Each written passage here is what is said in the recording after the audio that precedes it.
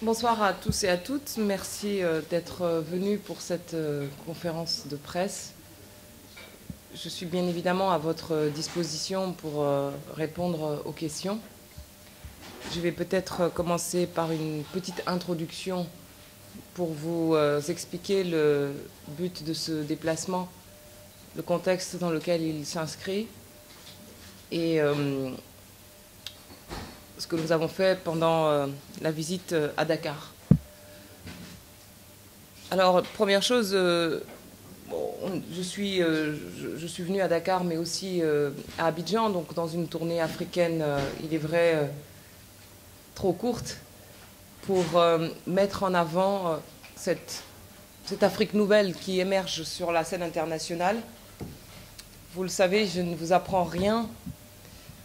Le continent est devenu l'atelier du monde. Il y a, depuis une dizaine d'années, un moment africain qui voit l'Afrique connaître une véritable révolution économique, technologique, écologique, financière. Les taux de croissance dépassent en moyenne les 5%. Le Sénégal, en particulier, plus de 6%. Cette croissance, en plus, n'est pas simplement liée à des matières premières, mais elle est véritablement endogène, comme le prouve l'émergence d'une grosse classe moyenne de plusieurs millions de personnes, à un rythme qui dépasse, en termes d'urbanisation, ce qui existe en Chine ou en Inde. C'est une croissance portée avec une stabilité, par une stabilité de l'inflation, par une gouvernance améliorée, portée également par des investissements. Si je suis ici, c'est pour donner à voir à la France, aux Français, le tournant historique qu'est en train de prendre l'Afrique, pour que la France change de regard sur le continent africain. Ici, il ne s'agit plus d'aide, mais d'investissement. Il ne s'agit plus de coopération, mais de partenariat. Et cela suppose que la relation entre la France et le Sénégal, et plus généralement avec l'Afrique, évolue. C'est la raison pour laquelle le programme de ce déplacement a été marqué par des rencontres très fortes, très intéressantes avec la société civile, celle par qui vient cette innovation extraordinaire à tous les niveaux. D'abord, les start-up, les plateformes, les hubs, tout ce dynamisme économique de la nouvelle économie traduit au fond cette capacité de l'Afrique à innover et à dicter son tempo au reste du monde. C'est désormais ici que se joue l'agenda international. Il faut en prendre acte sur le plan politique, clairement, et sur le plan diplomatique. Nous avons pu, avec la délégation qui m'accompagne, aller à la rencontre de ces nouveaux acteurs, hyper connectés, comme le CTIC de Dakar. Les femmes aussi jouent un rôle important dans cette culture d'innovation. C'est la raison pour laquelle nous avons rencontré des femmes extraordinaires comme l'association des femmes juristes du Sénégal qui, par le droit, par le progrès du droit, font avancer la cause des droits des femmes. Les droits des femmes ne sont jamais acquis et doivent toujours être veillés, promus, défendus dans nos sociétés, quelles qu'elles soient, nord, sud. Il y a toujours des relents patriarcaux qui font reculer les droits les plus élémentaires. C'était important qu'avec l'association des femmes juristes, représentée notamment par sa présidente, Madame Fatoumata Gueye Ndiaye, nous puissions créer entre nous un partenariat, parce que moi aussi je suis féministe et moi aussi je porte dans mon combat politique la question des femmes. Les femmes sont aussi actrices sur le terrain, à Dakar, mais aussi dans le reste du pays, à travers le réseau Sigil Digen, Sénégal, qui est constitué de centaines d'associations réparties partout dans le pays, et qui, elles aussi, portent ce combat-là avec beaucoup de courage. Leur accueil a été exceptionnel et elles ont réellement rempli mon cœur d'encouragement. Et je leur en suis très reconnaissante. Et nous avons décidé qu'à l'avenir, nous travaillerons ensemble dans une sorte de partenariat constant, une veille qui soit internationale. Donc on a pu créer des liens. Ce voyage a aussi été marqué par une dimension mémorielle forte. comme le prouve la visite, la double visite, le même jour, du cimetière militaire de Thiaroye. À un moment où on nous explique que nos ancêtres sont gaulois, je voulais aussi rappeler que nos ancêtres sont des tirailleurs, et en particulier ceux-là, les fusillés de Thiaroye, qui, à une nuit du 1er décembre 1944, ont été fusillés pour avoir osé réclamer leur solde. La visite du camp militaire a été très émouvante parce que cela a été un moment fort de se trouver devant ces 202 tombes blanches, sans nom, les fosses communes. Alors que par ailleurs, le président Hollande, lorsqu'il est venu ici, a parlé de 35 fusillés. Alors il faut la vérité sur les chiffres, clairement, parce que les familles l'attendent. Il est important aussi que les familles puissent avoir accès aux sépultures, aux noms. Le président Hollande s'est engagé à une ouverture des archives, mais elle n'est que partielle encore. Et puis, il est important, évidemment, que l'acquittement soit général. Le président Auriol, en 1947, avait gracié certains d'entre eux, ce qui ne signifiait pas acquittement. Les veuves n'ont donc pas pu toucher les pensions à l'époque, encore moins aujourd'hui. Il est donc important qu'il y ait non seulement une grâce, mais aussi une amnistie totale, parce qu'il n'y a pas eu de crime de la part de ces fusillés. Et puis enfin, dans l'idée de mémoire, il est important que la journée du 23 août, c'est une proposition que je fais, que je soumets, qui est celle des tirailleurs ici au Sénégal, soit aussi une journée des tirailleurs en France. C'est une mémoire commune. Et ce qui est surprenant, c'est de voir que cette mémoire commune, qui aurait pu être une mémoire de paix, porte des relents tabous. Je pense qu'il faut lever ces tabous-là pour créer une mémoire réconciliatrice entre le peuple français et le peuple sénégalais.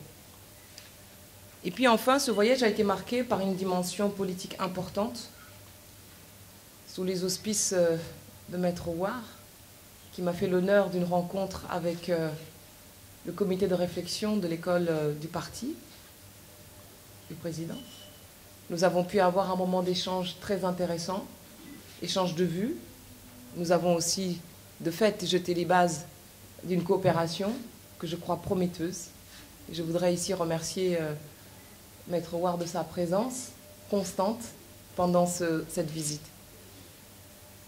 Évidemment, au-delà des cadres du parti, la rencontre avec le président Macky Sall a été très importante. D'abord, il m'a fait l'honneur d'une audience avec une qualité de réception exceptionnelle. Je ne suis, après tout, ni ministre, ni chef de l'État, encore moins chef de l'État. Et malgré tout, il m'a accueilli comme un officiel. Et j'ai été très touchée des marques de sympathie des Sénégalais. Vous savez, quand on évolue en France, chacun menant sa vie, on peut être tenté voilà, d'être gagné par une certaine forme d'oubli. Ce n'est jamais le cas. Je suis née au Sénégal, j'y ai passé les 10 premières années de ma vie. Je n'ignore rien de ce quartier, puisque j'allais à l'école derrière, à l'Immaculée Conception, et mon père travaillait à la présidence de la République, qui n'est pas loin. Et donc, j'ai habité pas loin d'ici aussi, l'avenue de la République. J'ai ici des racines fortes, une éducation qui m'a été inculquée. J'ai été citoyenne sénégalaise jusqu'à l'âge de 21 ans. Donc, j'ai passé plus de temps dans ma vie comme citoyenne sénégalaise que française. L'année prochaine, ça bascule dans l'autre sens. Mais je suis évidemment tout ce qui se passe dans l'actualité sénégalaise. Peut-être pas la politique, je vous avoue. Parce que c'est une vie politique, il y a déjà assez à faire avec la vie politique française, pour ne pas ajouter la bouillonnante vie politique sénégalaise. Mais en tout cas, le destin de l'Afrique, et en particulier du Sénégal, m'intéresse aussi pour la France. La France a des relations anciennes, historiques, un partenariat culturel, économique, militaire, donc multiforme, s'est établi dans ces diverses dimensions. Mais aujourd'hui, il faut prendre acte de changements importants sur le continent africain. Il est important que le regard de la France et des Français change sur le continent Le continent ne peut être perçu uniquement que comme une menace. C'est une terre d'opportunités, une terre d'investissement. Quel autre pays que la France pour jouer un rôle de premier plan? Et malheureusement, il faut regretter que depuis plusieurs années, après des malentendus divers et variés, l'indifférence a succédé à ces malentendus.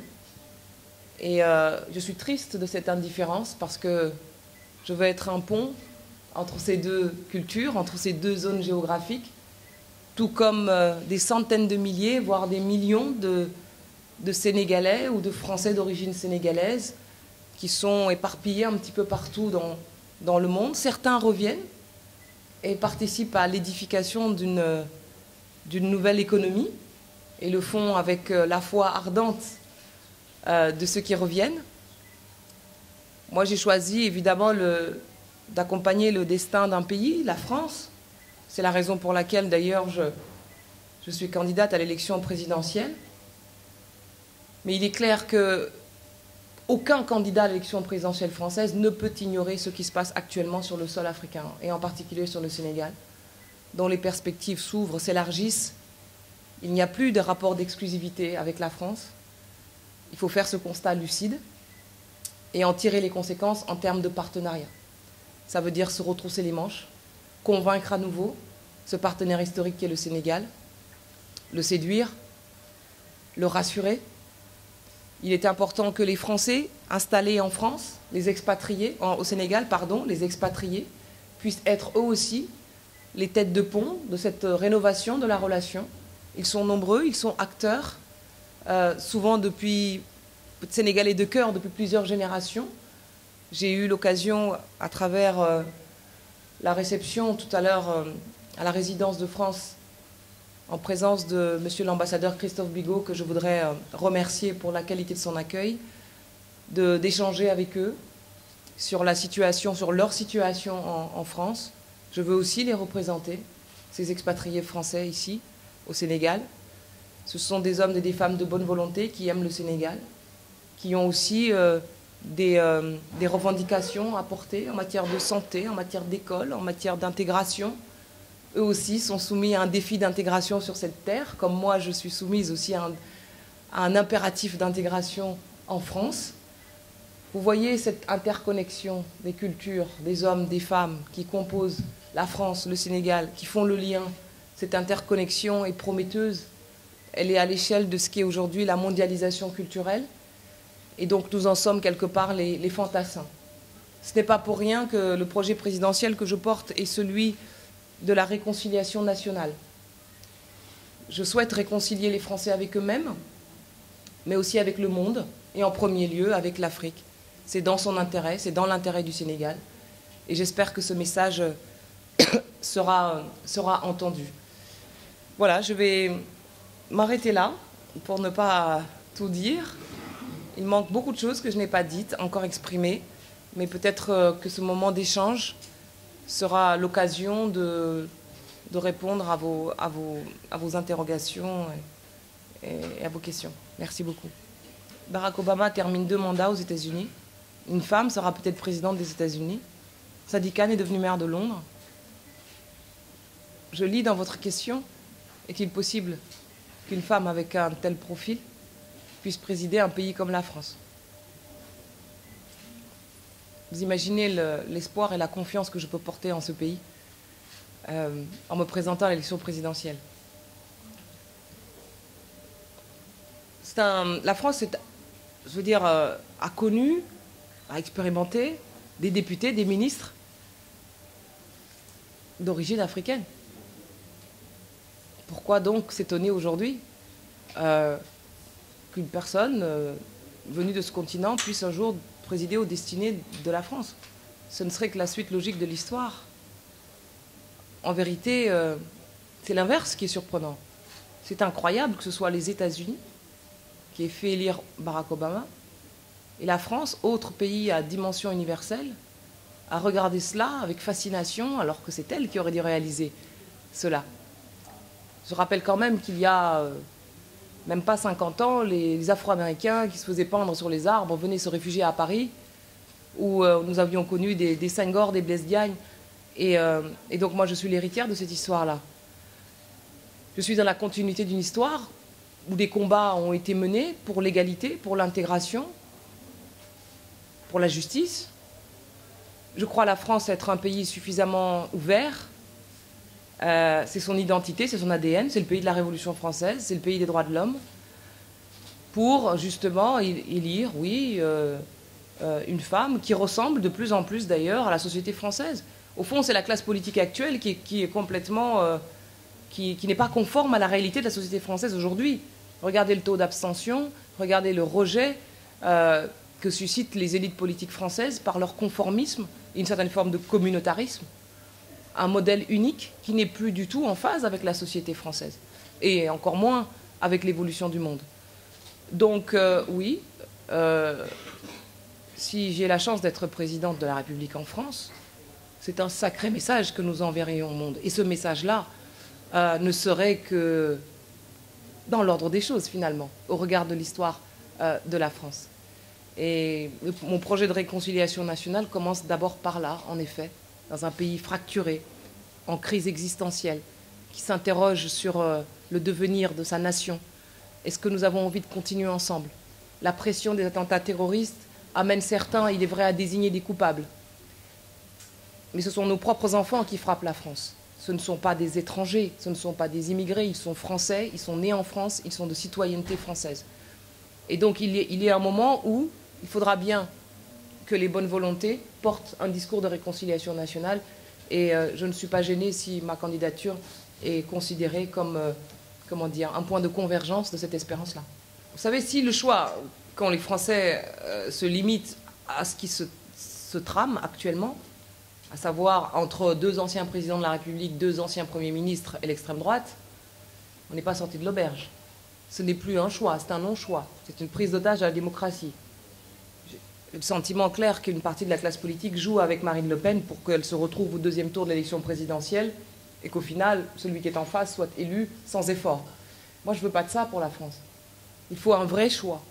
Et donc, je suis là aussi avec mon mouvement, La France qui ose, pour proposer un nouveau choix politique aux Français. Et non pas ce non-choix hyper restreint qui est la marque de l'immobilisme de la classe politique française. Et je crois que, vous savez, 70% des Français ne votent plus, sont abstentionnistes ou votent pour les extrêmes. 80% se disent prêts à voter pour un candidat qui n'est pas dans les partis politiques classiques.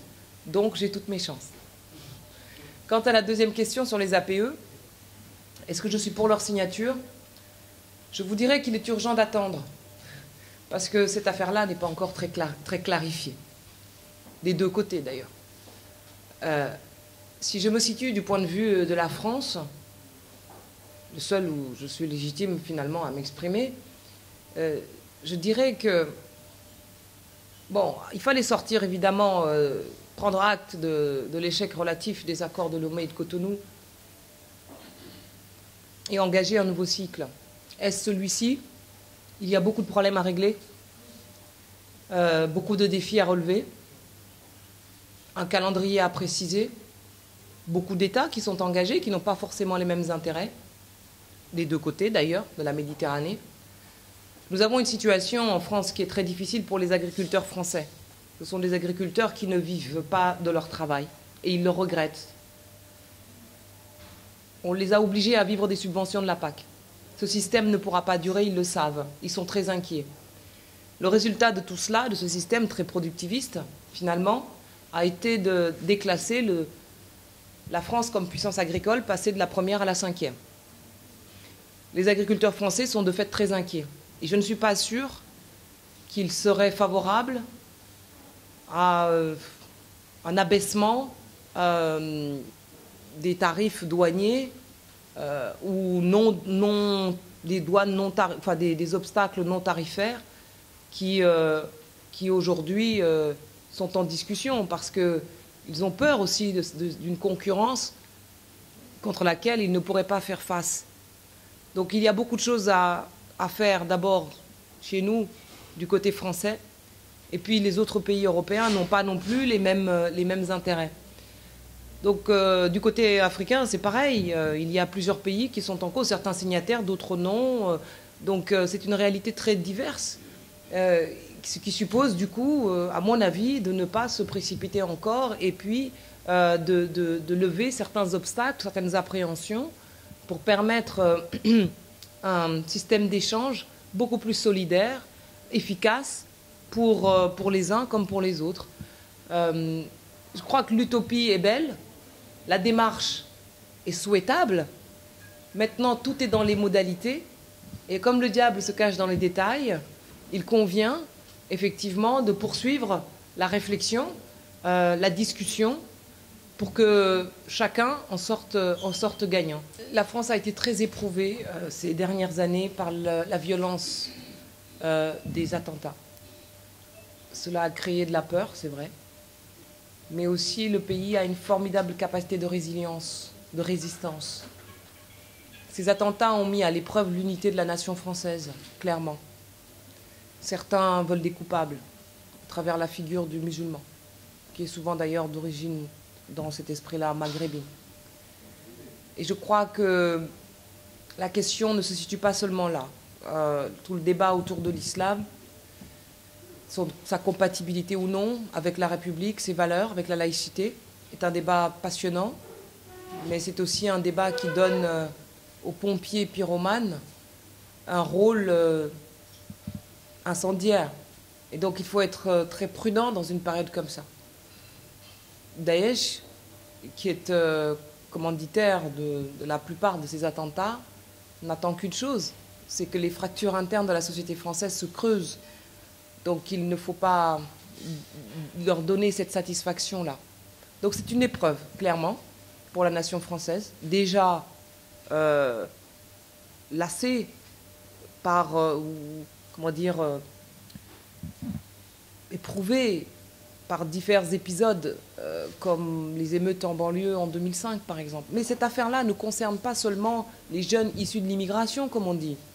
D'ailleurs, sont-ils encore issus de l'immigration, puisqu'ils sont nés en France, et qu'ils le sont français depuis plusieurs générations, souvent. Et ça touche la jeunesse dans son ensemble. Nous avons vu émerger des apprentis terroristes dans les campagnes françaises. C'est donc une jeunesse déstructurée ou qui a besoin d'utopie, quitte à ce qu'elle soit mortifère, qui a besoin de sortir d'une forme de déshérence créée par une crise économique lancinante. C'est une génération de la précarité. C'est une génération qui finalement est le produit d'un système scolaire en délabrement, d'une crise économique qui dure, d'une précarité constante. C'est une génération aussi courageuse parce qu'elle vit avec ça. Et pour certains, les moins structurés, les plus fragiles, eh bien, ils trouvent leur utilité dans ce type d'aventure sanguinaire. Donc il ne s'agit pas seulement dans cette histoire-là de bombarder, pas simplement, les territoires en Syrie et en Irak, parce qu'on ne vainc pas une idéologie par les bombes. Il ne suffit pas seulement aussi de répondre par la justice et par la police, par la sécurité, tout cela est nécessaire. Mais il y a un travail de long terme qui nous attend, qui durera 10, 15, peut-être 20 ans, voire plus, qui est de priver Daesh de ses terreaux de recrutement. Nous avons en France 1436 quartiers populaires où le taux de chômage atteint des niveaux largement supérieurs à la moyenne nationale, où ceux qui vivent dans le seuil de pauvreté sont beaucoup plus importants que la moyenne nationale, où la ghettoisation, voire une forme d'apartheid par la ségrégation territoriale scolaire est importante. Il va donc falloir, pour priver Daesh de ses terreaux de recrutement, répondre à tous ces défis. Et ça, c'est un travail de long terme. Et j'aimerais d'ailleurs que dans cette campagne présidentielle, on parle de ça. La réponse par l'éducation, la réponse par la déghettoisation de certains quartiers populaires, la réponse par la lutte contre les discriminations, la réponse aussi par la laïcité. La laïcité qui ne doit pas être regardée comme la liberté de faire n'importe quoi, mais qui ne doit pas être regardée non plus comme l'interdiction des religions. La laïcité, c'est d'abord du droit, des principes de vie qu'on a en commun, qui n'interdit pas la religion, mais qui ne laisse pas non plus faire n'importe quoi. Et donc, nous avons aujourd'hui un défi majeur, c'est celui de rebâtir une nation. sur des principes communs. Et c'est pour ça que cette élection présidentielle est importante. Je n'aurais peut-être pas pu être candidate à la précédente élection ou à la suivante, parce que c'est aujourd'hui que je me sens utile, parce que moi je suis à la convergence d'une histoire française qui me permet de comprendre ces jeunes-là dans ce qu'ils vivent, dans leur quotidien, mais en même temps, je comprends aussi de quoi la nation française a besoin pour rester une grande nation. Et donc voilà, au milieu de tous ces candidats qu'on a déjà vus et revus, qui n'ont pas de réponse, qui ne comprennent pas la société française, ben, j'aimerais avoir la possibilité de pouvoir présenter ce projet qui ne sera, disons, qu'une étape dans un long chemin de reconstruction d'un pays profondément blessé aujourd'hui. Moyen pour les opérations de sauvetage en mer, c'est il faut une réponse immédiate, parce qu'on ne laisse pas les gens couler, se noyer. Et donc il faut renforcer les moyens de sauvetage. Ça, c'est une priorité. Il n'est pas certain que les opérations Mare Nostrum et autres aient apporté au niveau européen les moyens suffisants. Ça, c'est la première chose. On ne laisse pas les hommes et les femmes et les enfants mourir dans cette Méditerranée qui est devenue un cimetière. Je ne vous rappelle pas les chiffres absolument effrayants. Moi, j'ai été visiter Calais et Grande-Sainte, qui sont des camps de réfugiés qui abritent, entre guillemets, des milliers de personnes. Quand quelqu'un veut partir parce qu'il fuit la misère ou une situation politique liberticide dans son pays, il n'y a pas grand-chose qui peut l'arrêter. Parce que c'est humain, tout simplement, de vouloir partir pour sauver sa peau, celle de sa famille. Et simplement, moi-même, je ne peux que le comprendre. Hein. Je suis une immigrée aussi, donc je suis sensible à cette question, mais je suis aussi un responsable politique. Et je suis obligée de dire qu'aujourd'hui, cette situation, elle ne peut pas durer. On ne peut pas laisser les personnes s'engager sur des routes dangereuses. Et je dirais même que nous avons commis des erreurs. L'accord avec la Turquie qui oblige aujourd'hui les migrants à emprunter les routes les plus dangereuses, notamment via la Libye, crée des situations tragiques.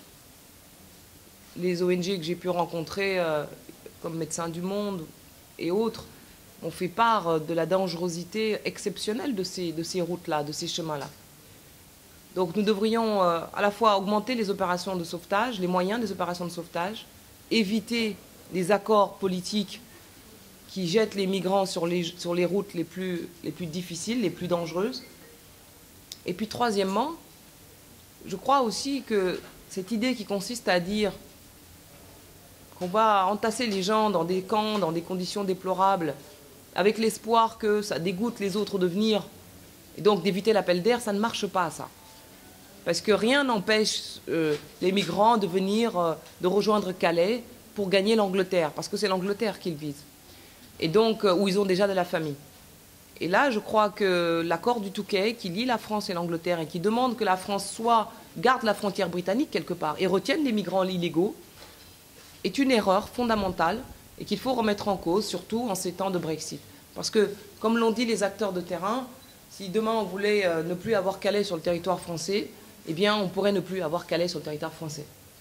Et donc il y a une volonté de jouer une stratégie de pourrissement contre laquelle je m'insurge tout à fait, parce qu'on joue avec la dignité des hommes, et on joue aussi avec les peurs des habitants européens, en particulier français, et c'est ce sur quoi prospère l'extrême droite, pas seulement en France, mais dans tous les pays d'Europe. On l'a vu notamment sur la Hongrie récemment, mais d'autres pays, l'Allemagne avec la montée de l'AfD et bien d'autres États européens. Cette mise sous tension est absolument, ne peut pas tenir de manière durable. À Calais, j'ai vu beaucoup d'Afghans. L'Afghanistan, on n'en parle plus. Ça veut dire que la reconstruction de l'Afghanistan, manifestement, pose problème, et qu'il faut que nous nous réinvestissions dans la stabilité de l'Afghanistan. J'ai vu à Calais beaucoup d'Érythréens, parce que l'Érythrée est une prison à ciel ouvert, et les jeunes n'ont d'autre choix que de fuir. Ça veut donc dire que les accords de coopération avec entre l'Érythrée et l'Europe doivent être revus, clairement, pour prendre en compte cette dimension-là. Il est clair aussi que concernant les Syriens et les Irakiens, il est important que les pays limitrophes s'engagent un petit peu plus. La Jordanie, le Liban et la Turquie aussi également ont énormément fait pour l'accueil des réfugiés qui fuient la Syrie et l'Irak. Mais il y en a d'autres qui, je crois, doivent également s'impliquer davantage. Enfin, je crois que nous devrions travailler à ce que ce choix mortifère auquel nous sommes aujourd'hui soumis, on a l'impression qu'entre Assad et l'État, j'allais dire l'État islamique, j'évite de dire l'État islamique, mais Daesh, on a choisi de n'avoir qu'une priorité, c'est Daesh. Et de l'autre côté, je ne suis pas sûr que Bachar el-Assad soit un homme de confiance. Il a quand même 300 000 morts sur la conscience. Et c'est aussi ça que les Syriens et en particulier fuient. Je crois qu'il y a une troisième voie que nous avons négligée. C'est évidemment la rébellion syrienne, bref, l'opposition, ceux qui peuvent incarner une alternance à Assad, sur lesquels on devrait s'appuyer, on aurait dû s'appuyer davantage et ne pas les abandonner lorsqu'en août 2013, Assad gazait sa population et que nous avons dit on ne peut pas compter sur les rebelles syriens parce que là-dedans, il y aurait des islamistes. On a fait exactement la même erreur qu'en Tunisie et c'est ainsi qu'on a abandonné les révolutionnaires du printemps arabe. Donc vous voyez la dimension d'une intervention ou des solutions à proposer, elle est multiforme. Le problème n'est pas simple. Il faut se méfier de ceux qui disent il n'y a qu'à Faucon. Il y a une dimension militaire, il y a une dimension diplomatique, il y a une dimension internationale, des dimensions nationales, il y a des réalités régionales, une déstabilisation totale des frontières et des équilibres fragiles du Moyen-Orient. Et donc, dans ce type de situation, la panique ne doit pas amener les responsables politiques à une forme d'irresponsabilité par des yaka faucons. Il y a une vraie stratégie à porter et la France devrait pouvoir, à mon avis, retrouver de la voie et surtout définir une position singulière qui la distingue des États-Unis sans rien enlever à la solidarité d'une coalition internationale. Ma réponse a été un petit peu longue, mais le problème est, comporte tellement de dimensions qu'il était important d'aller au bout de la démonstration. Les parrainages seront... la période des parrainages officiels sera ouverte l'année prochaine, en fait. Donc aujourd'hui, personne n'a de parrainage. Mais il n'empêche que comme je suis une candidate indépendante, c'est-à-dire qui n'est pas rattachée aujourd'hui à la gauche et à la droite, c'est d'ailleurs pour ça que je ne suis pas dans des primaires, je porte avec la France qui ose une candidature transpartisane avec des formations de droite, de gauche, bref, une candidature de renouvellement. Moi, je ne peux pas attendre la période officielle pour aller chercher des promesses de parrainage. Et pour nos amis sénégalais ici, je voudrais indiquer à titre d'information que pour être candidat définitivement à l'élection présidentielle, il faut être parrainé par 500 élus locaux, qui sont des maires, des conseillers régionaux, des conseillers généraux, des députés, des sénateurs, des députés européens, des présidents de communautés de communes, d'agglomérations urbaines. Et donc mon quotidien est concentré sur cette pré-campagne présidentielle, c'est-à-dire la quête de promesses donc, de parrainage. Donc du matin au soir, je suis dans Côte d'Or, dans Lyon, je suis dans Saône-et-Loire, dans le Nord, l'Hérault. Alors je me suis un peu extirpée de tout ça là, ces derniers temps pour venir ici. Ça me change un peu, mais il est vrai que c'est un impératif. Donc si vous connaissez des maires français qui peuvent me parrainer, ne vous privez pas. D'autant plus qu'il faut en viser plus que 500. C'est là que le système politique pèse de tout son poids, et je ne suis pas naïve. Je n'ai pas peur du premier tour. Le premier tour, je peux être la surprise de cette élection.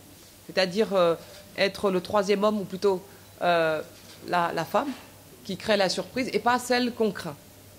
Et il faut une femme en face de Marine Le Pen. Elle ne peut pas incarner le genre féminin dans la vie politique française. Ce n'est absolument pas possible. Ce ne serait pas français. Et donc, je me bats tous les jours pour passer cette étape-là. Mais il est vrai, et comme je vous disais, je ne suis pas naïve, le système politique, dans son conservatisme, pèse de tout son poids au niveau des élus locaux. Moi, je m'adresse aux indépendants, mais même sur les indépendants, pour les empêcher de parrainer les candidats alternatifs comme moi. Je fais confiance à l'intelligence des maires. Je travaille à les convaincre sur un projet de fond et j'en rallie tous les jours des nouveaux. Donc voilà, le chemin nous conduira jusqu'à mars. C'est à ce moment-là que la liste définitive des candidats retenus en fonction de leur parrainage sera dévoilée par le Conseil constitutionnel. Je crois que, je commence par instaurer le septennat non renouvelable. Parce que, on n'en peut plus d'avoir les mêmes hommes politiques depuis 30 ans. Donc, il faut du renouvellement. Et puis, il faut allonger le quinquennat parce que c'est une période trop courte pour agir. Et l'aspect non renouvelable permet au président de ne pas être sous la pression de sa réélection. Ça, c'est la première chose pour les institutions. L'objectif, évidemment, c'est derrière d'enclencher tout un processus de renforcement de la participation citoyenne. Il faut reconnecter les citoyens français avec les élites politiques qui ont confisqué la démocratie. Donc, voilà, pratique référendaire, reconnaissance du vote blanc, limitation du cumul des mandats, abolition de certains privilèges, transformation du Conseil économique et social en Conseil national des citoyens pour que les citoyens tirés au sort puissent participer au processus législatif à titre consultatif. Évidemment, demander aussi que les parlementaires puissent rendre compte de leur mandat à mi-chemin auprès des citoyens de leur circonscription tirés au sort également. Il faut une démocratie collaborative. Nous ne pouvons pas continuer avec un système de démocratie confisquée. Donc c'est la première chose, on rebâtit les institutions. Depuis quelques... Pardon ? Ça fait partie. Moi, je suis sur un projet présidentiel d'innovation.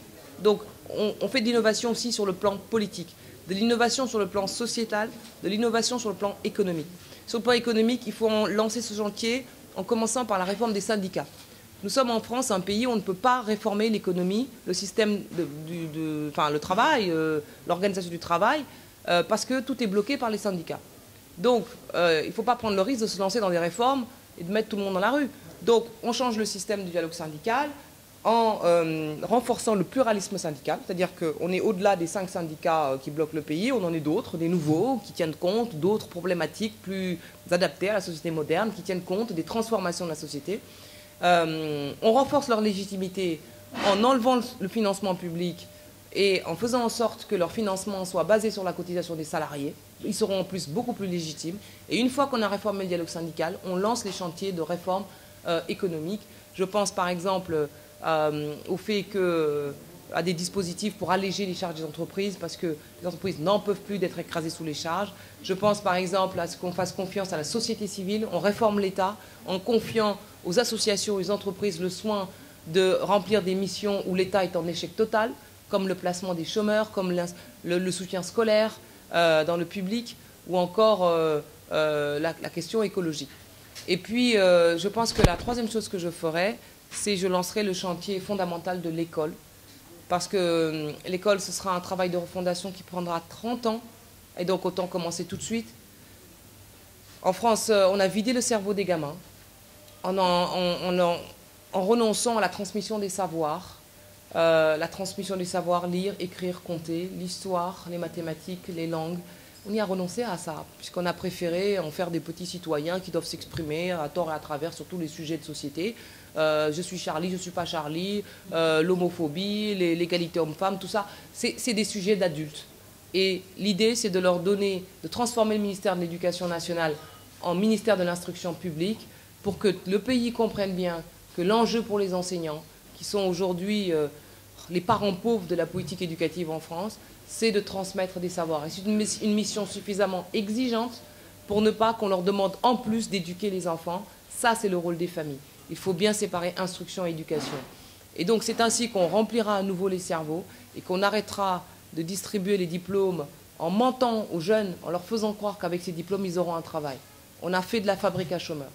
Et je pense que les jeunes sont suffisamment mûrs aujourd'hui pour comprendre qu'il faut cesser de leur mentir et de leur donner une véritable instruction, celle qui leur permet d'avoir les clés de compréhension d'un monde de plus en plus compliqué. Et donc je commencerai là, et je nommerai d'ailleurs au ministère de l'Instruction publique quelqu'un qui ne fait pas carrière politique, pour qu'il aille au bout de la réforme que nous avons entreprise. Voilà.